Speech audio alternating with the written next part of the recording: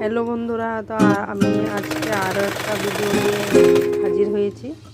তো কেমন আছো তোমরা সবাই? আশা করছি তোমরা সবাই ভালোই আছো। তো আমি আজকে ভিডিওতে তোমাদেরকে দেখাবো যে তোমরা অবশ্যই শুনতে পাচ্ছ যে মেশিনটার কি বিকট আওয়াজ হচ্ছে। তো সেটাতে আমারই মাথা ব্যথা ধরে যাচ্ছে। তো সেজন্য আমি অবশ্যই মেশিনটাকে চেক করে নেব যে মেশিনটার কি আওয়াজ হচ্ছে, তার কারণটা কী কারণে হচ্ছে। তো সব কিছু কিন্তু এখানে ঠিকঠাক আছে, কোনো প্রবলেম নেই, অসুবিধা নেই, কিন্তু আমার মেশিনটা আওয়াজ হচ্ছে। তো সেটা কেন হচ্ছে সেটাই আজকে দেখাবো, আওয়াজটা কীভাবে কম করা যায়। তো আশা করি তোমাদের ভিডিওটা অবশ্যই ভালো লাগবে। তো ভিডিওটা তোমরা স্কিপ না করে পুরোটা ভিডিও দেখতে থাকো। আমি দেখাচ্ছি। তো সবার প্রথমে দেখো আমি মেশিনটাকে খুলে নিলাম। খুলে নেওয়ার পর আমি এটা এবার চেক করব যে প্রত্যেকটা জয়েন্ট ঠিক আছে কি না বা কি প্রবলেম হয়েছে। তো আমি এখানে দেখতে পেলাম যে এই যে টেনশন নাটের যে জায়গাটা আছে এটাতে অনেক ময়লা আটকে আছে। তো ময়লা বলতে গেলে এটা কিন্তু অনেক দিন পরে থাকা বা অনেক দিন পরে ময়লা জমে থাকে, সেই ময়লা না। এটার মধ্যে ময়লা হচ্ছে গিয়ে আমরা যে সেলাই করি, যে সুতাটা আছে, সুতার যে আঁশ থাকে, সেই আঁশগুলো একসাথে জমাট বেঁধে এই ময়লাতে পরিণত হয়, মানে একটা চাকা চাকা ভাব হয়ে যায়। আর অনেক সময় কাপড়ের উপরে যে হালকা ধরনের যে পশম থাকে বা সুতারই থাকে, তো সেটা এই যে দেখতে পাচ্ছ তোমরা।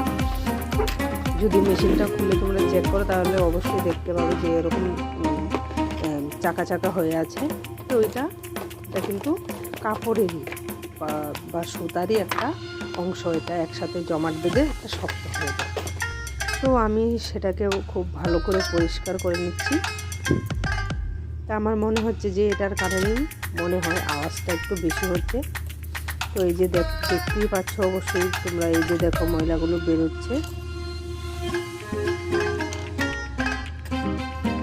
তো আমি ববিন কেসটাকে এখন খুলে নিচ্ছি। যে দেখো খুলে নিলাম।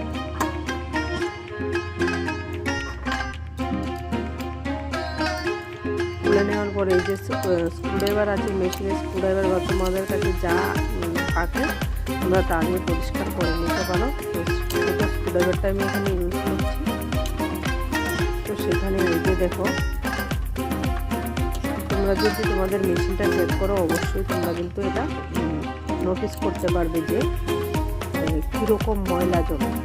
মেশিনের যে দাগটা আছে যেটা দিয়ে কাপড় আপ ডাউন করে, তো সেইখানটায় কিন্তু বেশি পরিমাণে, কারণ সেখানে সুতার কাজ হয়, তার প্লাস কাপড়টা যে আগে পিছিয়ে হয়, সেটার কারণে কিন্তু এই জায়গাটাতেই বেশি পরিমাণে ময়লা জমে। তো সেটাকে তোমরা এইভাবে পরিষ্কার করতে পারো, যে আমি দেখাচ্ছি।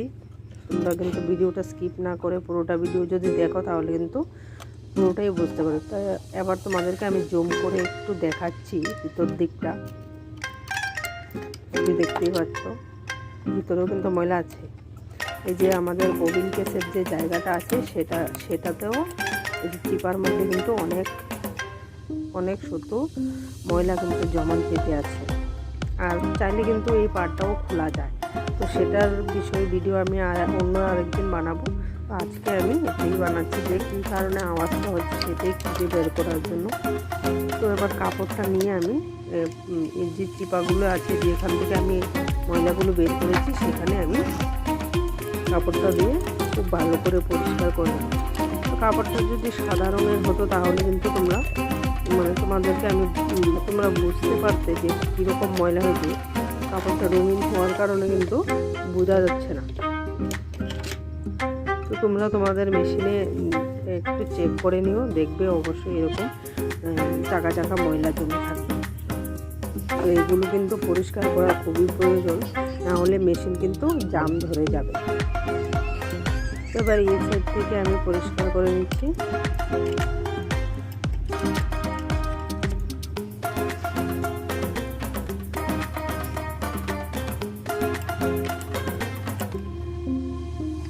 আমি এখানে বড় স্ক্রুড্রাইভারটা নিয়েছি।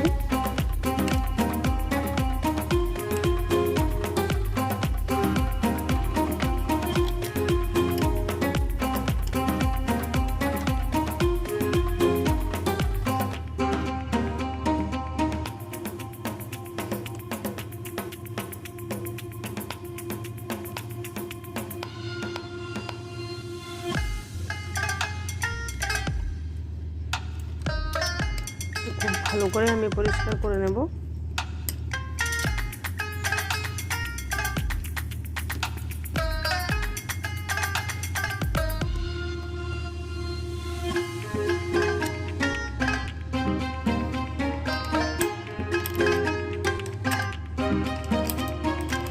তো এখানে কিন্তু তোমরা লম্বা বড় সুইও কিন্তু এখানে ব্যবহার করতে পারো, ইউজ করতে পারো। তো এখন এই যে প্রত্যেকটা জয়েন্টগুলি তোমরা দেখতে পাচ্ছ, মেশিনের যে প্রত্যেকটা জয়েন্ট আছে, আমি সেখানে এখন সেই জায়গাটাতেও কিন্তু শুকনো শুকনো হয়ে আছে, যার কারণে আওয়াজটা কারণ হতে পারে। তো সেই জন্য আমি দেখো এখানে তেল ইউজ করছি। তো তেলের আমার ওই যে ডিবিটা থাকে ওটা নেই, তো সেই জন্য আমি এখানে তুলি ইউজ করছি, তুলি ব্রাশ ইউজ করছি। ঠিক আছে, তো এই যে দেখো প্রত্যেকটা জয়েন্টে কিন্তু তেল লাগিয়ে দেবো। তো সঙ্গে সঙ্গে কিন্তু আওয়াজটা কমবে না, তেলটা যখন একটু ভালো করে লেগে যাবে তারপরে কিন্তু আস্তে আস্তে আওয়াজটা কিন্তু কমে যাবে। তো এই যে দেখো প্রত্যেকটা জয়েন্টে কিন্তু তেল লাগিয়ে নিচ্ছি।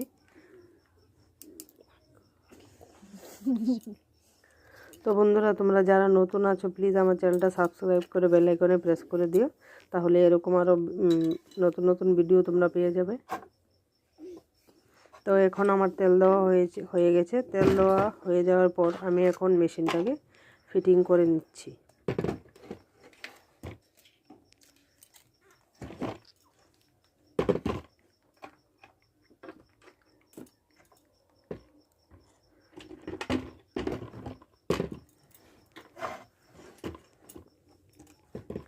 তো মেশিনটা আমি টেবিলে লাগাচ্ছি।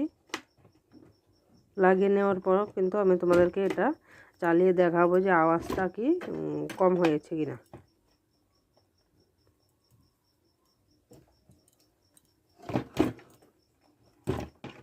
তো এই যে দেখো মেশিনটা আমি লাগিয়ে নিলাম। লাগিয়ে নেওয়ার পর তো আমি এখন তোমাদেরকে চালিয়ে দেখাচ্ছি।